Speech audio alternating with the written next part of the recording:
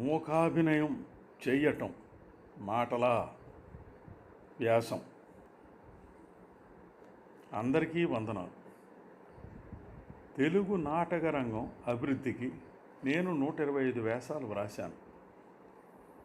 అవి సంకలనాలుగా కూడా వచ్చాయి. గతంలో అవి అవిభక్త ఆంధ్రప్రదేశ్లో 23 జిల్లాల్లో 33 పత్రికల్లో ప్రచురితమయ్యాయి. అందులో ఒకటి ఈ వ్యాసం. ఇది 2006 నవంబర్లో 5వ తారీఖున ఆదివారం నాడు ఆంధ్రప్రభ అనుబంధంలో ఈ వ్యాసం ప్రచురితమైంది కూడా. ఇప్పుడు అది మీకోసం. మాటలున్న నాటకాలు అభినయించటం కన్నా మాటలు లేని మూకాభినయ నాటకాలు అభినయించటం అంత తేలిక కాదని అందరికీ తెలుసు. మాటలు లేని మూకాభినయ నాటకాలు రాయడం కూడా కష్టమే. మూకాభినయం గురించి ఎన్ని మాటలు రాసినా వెలితిగానే ఉంటుంది. తెలుగు భాషలో 56 అక్షరాలు చాలు. నిశ్శబ్దాన్ని అనుభవించాలి కానీ మాటలతో వర్ణించలేం కదా. మూకాభినయం సైలెంట్ ఆర్ట్. మూకాభినయాన్ని మైమ్ అని ఇంగ్లీష్లో అంటారు. కళలు 64, అందులో లలిత కళలు 5: కవిత్వం, సంగీతం, నృత్యం, చిత్రలేఖనం, శిల్పం. వీనిలో నేత్రానందాన్ని కలిగించేవి కొన్ని, శ్రవణానందాన్ని కలిగించేవి కొన్ని. కానీ అన్నీ మానవ హృదయాల్ని స్పందింపజేస్తాయి, మానసిక ఆహ్లాదాన్ని కలిగిస్తాయి. చిత్రలేఖనం, శిల్పం సైలెంట్ ఆర్ట్స్. నిశ్శబ్దంగా ఉంటూనే గొప్పగా భావాన్ని వ్యక్తీకరిస్తాయి.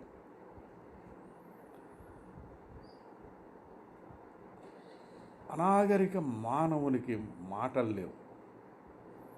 ఆదికాలంలో వేట వృత్తి.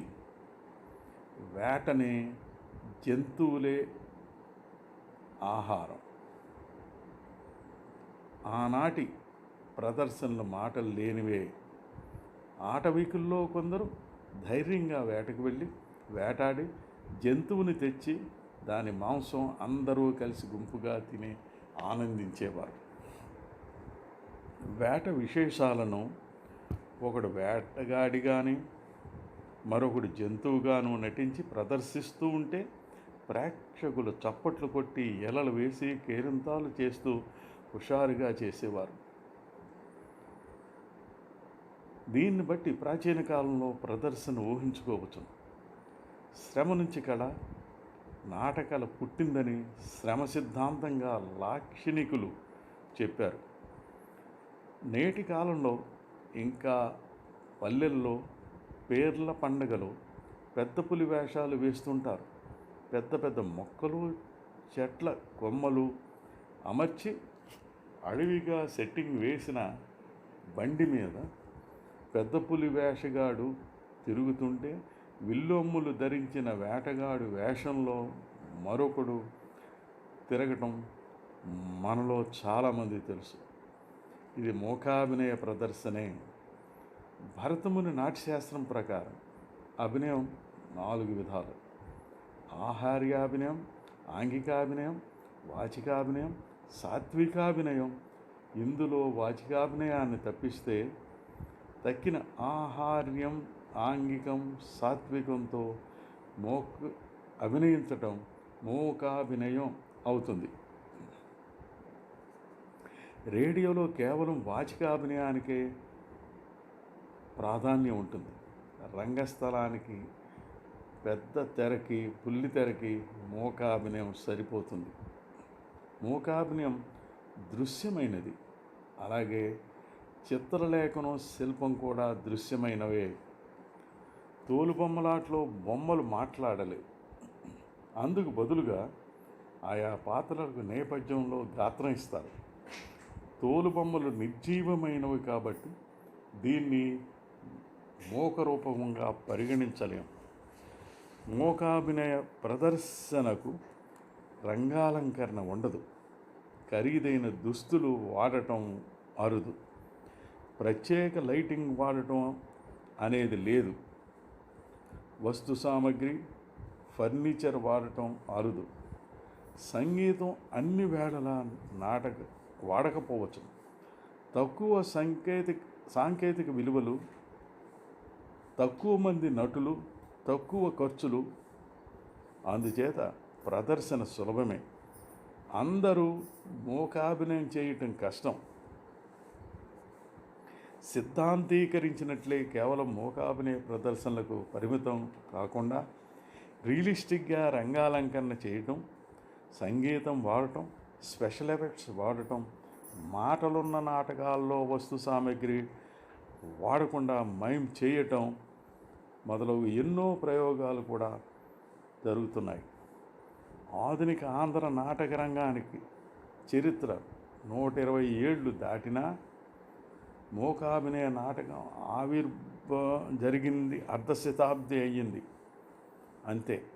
1952లో రెంటాల గోపాలకృష్ణ అటం అనే మూకాభినయ నాటికను ప్రచురించినట్లు ఆధారాలున్నాయి. అనిశెట్టి సుబ్బారావు రచించిన శాంతి 1951, ఓటెవరికి 1953 అనే మూకాభినయ నాటికలు అనేక చోట్ల ప్రదర్శించారు. ఆయా ప్రదర్శనలకు ప్రభావితమైన కొందరు మరికొన్ని మూకాభినయ నాటికలు ప్రదర్శించారు. చలనచిత్ర దర్శకులు, నాటక రచయిత గిడుతూరి సూర్యం మానవుడు చిరంజీవి 1955 అనే మూకాభినయ నాటిక రచించి ప్రదర్శించారు. 1970 ప్రాంతంలో కె వెంకటేశ్వరరావు ఆంధ్రా యూనివర్సిటీ రంగస్థల దర్శకులు, నటుడు బెత్తం మనిషి మూకాభినయ నాటిక ప్రదర్శించారు. ఆయన శిష్యులు రంగస్థల సినీ నటులు ఎస్కే మిశ్రో అదే నాటికని చాలాసార్లు ప్రదర్శించారు. 1976 ప్రాంతంలో వేలంగి మల్లికార్జునరావు ఆంధ్రా యూనివర్సిటీలో చదువుతున్న రోజుల్లో ఒక ఇంగ్లీష్ నవల వర్ణనల ఆధారంగా ఆన్ ది హైవే అనే మూకాభినయ నాటికను రచించి ప్రదర్శించారు. తద్వారా ఈ నాటికని ఎన్నోసార్లు ప్రదర్శించి గొప్ప ప్రచారం చేశారు. ఈ నాటికను చూసి ప్రభావితమైన నేను కొన్ని మార్పులు చేసి పట్టుకోండి దొంగల్ని, క్యాచ్ ద థీవ్స్గా మూకాభినయ నాటిక రచించి దర్శకత్వం వహించి ఒక ప్రధాన భూమికను పోషించి చాలాసార్లు ప్రదర్శించాను. నేను అనేక ప్రయోగాలు చేసి నటాలి ప్రయోగాత్మక నాటక సంస్థ ద్వారా ప్రచురించాను. ఆంధ్ర నాటక రంగంలో అత్యల్ప వ్యవధిన 1.5 నిమిషాలు 90 సెకండ్లు ప్రదర్శన కాలం గల మనిషిలో మనిషి ప్రయోగాత్మక మూకాభినయ నాటికను ఆకలి కథాంశంతో రచించి సుమారు 20 మంది కళాకారులతో ప్రదర్శించి చరిత్ర సృష్టించారు. సారా సంసారాల సారో కథని మనసారా మానుసారా, జంతు సంరక్షణ కథాంశంగా కోతి విద్యలు కూటుకొరకే, ప్రేమ హాస్యం ప్రధానంగా ఉమన్ వైన్ వెల్త్, 3 Wలు కథాంశంలో మనిషి మనిషే మొదలైన మూకాభినయ నాటికలు నేను ప్రచురించాను. నటాలి మూకాభినయ నాటికలు ప్రదర్శిస్తూ నటులకు శిక్షణ ఇస్తోంది. ఒకే నటుడు మూకాభినయంతో సన్నివేశాలు ప్రదర్శించడం కూడా జరుగుతూ ఉంటుంది. వాటిని కూడా మూకాభినయం మైమ్ ప్రదర్శనలనే అంటారు. ఆంధ్ర రాష్ట్రంలో జెన్నీకి మంచి పేరు ఉంది. ఆయన అసలు పేరు పోలప్రగడ జనార్దన్ రావు. హైదరాబాదులో ఉంటూ అనేక ప్రదర్శనలు ఇస్తూ ఎందరో కళాకారులకు మార్గదర్శకులయ్యారు. అందులో కె కళాధర్ అగ్రగణ్యులు. ఈయన 5,000 ప్రదర్శనలు ఇచ్చారు. 1993లో 24 గంటల పాటు ఏకధాటిగా మూకాభినయ ప్రదర్శనలు ఇచ్చి లిమ్కా బుక్ ఆఫ్ రికార్డ్స్లో ఎక్కి చరిత్ర సృష్టించారు. ఆయన కళాధర్ మైమ్ అకాడమీ స్థాపించి ఎందరో మూకాభినయ కళాకారుల్ని తయారు చేశారు. అందులో ప్రముఖులు రాజేందర్ నెల్లూరు, జి జగదీష్ శ్రీకాకుళం, ఒమ్మిని సుదేష్ శ్రీకాకుళం, డి రవిప్రకాష్ కావలి తదితరులు ఉన్నారు. కె కళాధర్ తమ కుమారులు శ్రీధర్, శ్రీకాంత్లను కూడా మూకాభినయ కళాకారులుగా తీర్చిదిద్దారు. మన రాష్ట్రంలో ఎందరో మూకాభినయ కళాకారులు: నరేష్ హైదరాబాద్, జె రాజశేఖర్ రెడ్డి హైదరాబాద్, ఎం సంతోష్ కుమార్ హైదరాబాద్, దరిసర్ రామ్మోహన్ సికింద్రాబాద్, కేవి చారి ఖమ్మం, బి ఈశ్వర్ ఖమ్మం, బి కరుణాకర్ రావు నల్లగొండ, జె శ్రీనివాసరావు శ్రీకాకుళం, మధు వరంగల్ మొదలగు వారు మూకాభినయ కళకు ప్రాచుర్యం తెస్తున్నారు. హైదరాబాదులోని సమైక్య భారతి సాంస్కృతిక సేవా సంస్థ 5వ వార్షికోత్సవం సందర్భంగా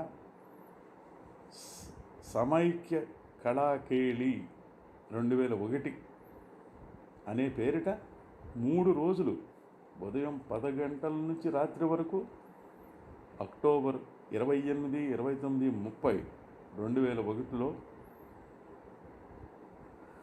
మ్యాజిక్, మిమిక్రీ, మైమ్లలో 3 యమల మీద కళా ప్రదర్శనలు రాష్ట్ర స్థాయిలో నిర్వహించినప్పుడు సుమారు 250 మంది కళాకారులు పాల్గొన్నారు.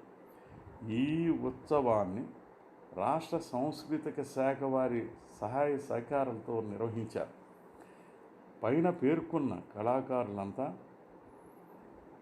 పాల్గొన్నారు. నేను కూడా ఇందులో పాల్గొని మైమ్ ఒకటి చేశాను. భారతీయ సాంప్రదాయ నృత్యాలలో అనాదిగా మూకాభినయ ప్రక్రియ ఉంటూనే వస్తుంది. కేరళలోని మలయాళీలు నాట్యం, కథకళిలోను, ఆంధ్రప్రదేశ్ కూచిపూడి నృత్యం, భామా కలాపంలోను, దశావతారాలు, నవగోపాల తరంగాలలో మూకాభినయం ఉంటుంది. నేపథ్యంలో గద్య పద్యాత్మక వాచకానికి యంత్ర వాయిద్యాలకు వీలుగా వాచికార్థాన్ని అంగ విన్యాసం ద్వారా నటీనటులు, నర్తకులు మూకాభినయంలో వ్యక్తీకరిస్తుంటారు. నండూరి వెంకట సుబ్బారావు ఎంకి పాటల ఆధారంగా రూపకల్పన చేసిన ఎంకి జానపద నృత్య గేయ నాటికని నేను రూపకల్పన చేసి నటాలీ సంస్థ ద్వారా ప్రదర్శించాను. ఇందులో 22 ఎంకి పాటలు ఎంపిక చేసి నేను అల్లిన కథలో అమర్చి ప్రదర్శించాను. పాటల నేపథ్యం నుంచి గాయకులు పాడుతుంటారు. ఒక పాట నుంచి మరో పాటకు మూకాభినయంలో కథ నడుస్తుంటుంది. అదే తరహాలో చంద్రిక జానపద నృత్య గేయ నాటకం స్వీర రచనలో వెలువడింది. ఆధునిక తెలుగు నాటక రంగంలో కొన్ని ప్రయోగాలు మూకాభినయ ప్రక్రియను పూర్తిగా కానీ కొంత భాగం కానీ వాడుకుంటూ సాంఘిక నాటికలు వస్తున్నాయి. నాటక రచయితలు, దర్శకులు మూకాభినయాన్ని లేదా అందులో అంశాన్ని ఉపయోగించుకుంటూ మాటలున్న నాటకాల్లో ప్రయోగాలు చేస్తున్నారు. ప్రఖ్యా శ్రీరామూర్తి, దెయ్యం, పాలప్రగడ గోపాల్ ఇదం ఇహం ఎన్ఆర్ నంది, మరో మహంసదారు ఎండమూరి వీరేంద్రనాథ్ ఆర్తి, ఆది విష్ణు సిద్ధార్థ, గొల్లపూడి మారుతీరావు కళ్ళు, కందిమెళ్ళ సాంబశివరావు ఉప్పుకప్పురం మొదలైనవి. ఇలాంటివి బొమిడిపాటి రామ సోమయాజులు మోగనాటకం, మూకాభినయ ప్రాధాన్యం గల ఏకాంకిక అంబటి చలపతిరావు ఈహ ముగ్రం మూకాభినయ ప్రధానమైన నాటికలు ఉన్నాయి. ఆధునిక వీధి నాటకాల్లో కూడా మూకాభినయ అంశాలు చోటు చేసుకుని ఉండటం గమనార్హం. ఆంధ్ర ఉస్మా విశ్వవిద్యాలయం, హైదరాబాద్ తెలుగు విశ్వవిద్యాలయాల్లో నట శిక్షణలో భాగంగా మైమ్ నేర్చుకుంటున్న విద్యార్థులు నాట్యం నేర్పించే సంస్థల్లో సుశిక్షితులైన నర్తకులు మైమ్ని తమ నట ప్రదర్శనలో ఉపయోగిస్తున్నారు. పాశ్చాత్య నాటక రంగంలో జరుగుతున్న మైమ్ ప్రదర్శనలు తెలుగు నాటక రంగంలో జరగకపోవటం దురదృష్టకరం. ఈ మూకాభినయ కళ మీద ఆంగ్ల భాషలో అసంఖ్యాకంగా పుస్తకాలున్నాయి, కానీ తెలుగులో ఒక్క పుస్తకం లేకపోవటం మన దురదృష్టకరం. పాశ్చాత్య నాటక రంగంలో జరుగుతున్న మైమ్ ప్రదర్శనలు తెలుగు నాటక రంగంలో జరగకపోవటం దురదృష్టకరం. మూకాభినయ విద్య మీద తెలుగులో పుస్తకాలు లేకపోవటం చింతించవలసిన విషయం. ఆంగ్లంలో అసంఖ్యాకంగా పుస్తకాలున్నాయి. రచించిన భాషకి ప్రతిపదార్థం, భాష్యం, తాత్పర్యం వ్రాయవచ్చును. మాట్లాడే మాటల కన్నా, రాసిన రాతల కన్నా మైమ్ చేసే భావ వ్యక్తీకరణ చాలా గొప్పది. మూకాభినయ కళ మానవ జీవితంలో పాటే ప్రారంభమైంది. అతి పురాతనమైనది, నిశ్శబ్దమైనది, విశ్వజనీనమైనది. ప్రపంచవ్యాప్తంగా అన్ని భాషలు జనులున్న ఒకే విధంగా అర్థం చేసుకునే కళ ఇది. పిల్లలు, పెద్దలు, పామరులు, పండితులు అందరూ ఒకే విధంగా ఈ కళని ఆనందంతో ఆస్వాదిస్తారు. మైమ్ కేవలం ప్రదర్శన, మాటలు చెప్పడం వంటిది కాదు. మాటలు ఉపయోగించుకొని ఈ కళ గురించి చెప్పాలంటే ఎన్నైనా మాటలు చెప్పవచ్చును, ఎన్ని మాటలైనా రాయవచ్చును. దాని బదులు మూకాభినయ ప్రదర్శన చూడటం ఉత్తమం. ప్రదర్శన వల్ల బాగా అర్థం చేసుకోవచ్చును, అది తేలిక. కానీ మూకాభినయం చేయటం కష్టం, మాటలు కాదు. నమస్తే. కొత్తపల్లి బంగారరాజు.